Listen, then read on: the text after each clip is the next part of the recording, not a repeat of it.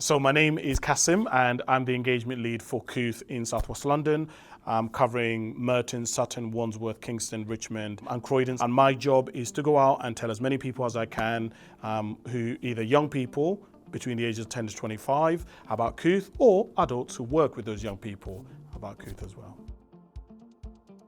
Has my understanding of mental health evolved over time? Yes, it has, mainly because over time, when I first started working in mental health and working for Kooth, I think I didn't realize the level of nuance and the level of individuality, and also there is not just mental health in terms of things being on the extreme side, but also understanding for me has been that there are some people who mental health means different things. It may mean depression, anxiety, stress, confidence for some people, but also that there might be stigma attached to it, and how it shows up is complicated because it might have intersectionality, so things like race, disability, some people are neurodiverse, got ADHD, dyslexia, and that can affect how it manifests for some people. And at Kooth, we do see that. So when we're working with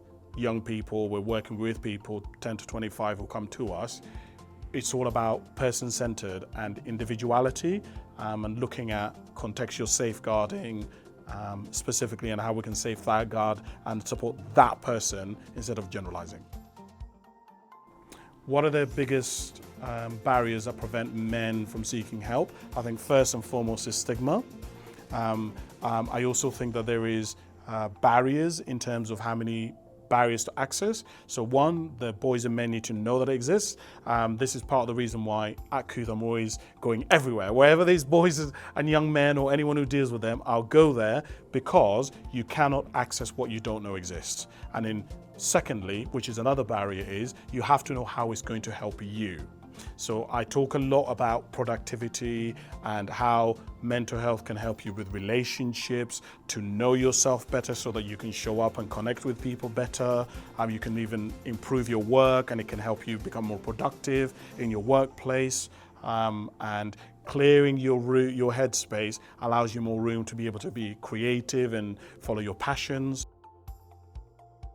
The concept of masculinity impacting males' mental health, I think, is a little bit more complicated because you have to bring in culture around this. And I think we at Kooth have a lot of different types of people, whether those be Koreans, Indians, Pakistanis, partly because our barriers to accessing Kooth is very limited. We only ask for 3 pieces of information, which is roughly where the person lives, not their address, their age and login and password, and that's kind of it. And then you can access everything that we have.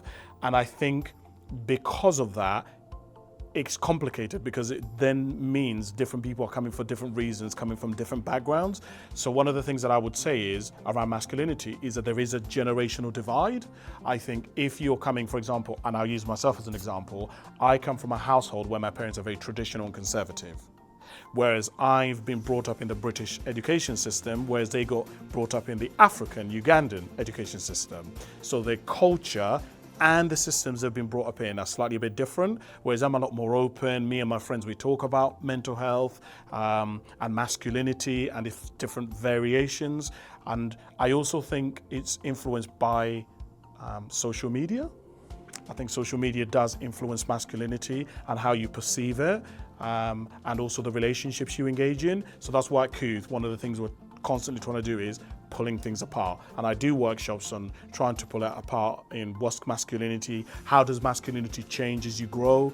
Because masculinity when you're younger might be being big, tough, massive, but actually as you get older, you may not be like that. So how do you take masculinity and transform it at the stage that you're at in a healthy way?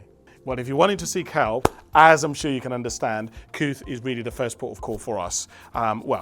Actually, with regards to young people, really the first port of call is to speak to their head of year, their tutor, their coach, somebody in their life who's a physical person, who's a professional, who can listen to them and signpost them. But also the other alternative is to access Kooth. As I said, Kooth is free, safe and anonymous. Anyone can access it who's 10 to 25. There are no barriers. You don't have to have a GP referral or anything like that. And you can use it wherever you want, whenever you want. Our website is open 24 hours a day. But the counselling service is Monday to Friday between 12 p.m. to 10 p.m. and Saturdays and Sundays between 6 p.m. and 10 p.m. But if you're in Egypt, Dubai, Sudan, as long as you've got access to Wi-Fi, you can still access our website, the journals, the peer-to-peer support in the forums and discussion boards, the podcasts. It's all there.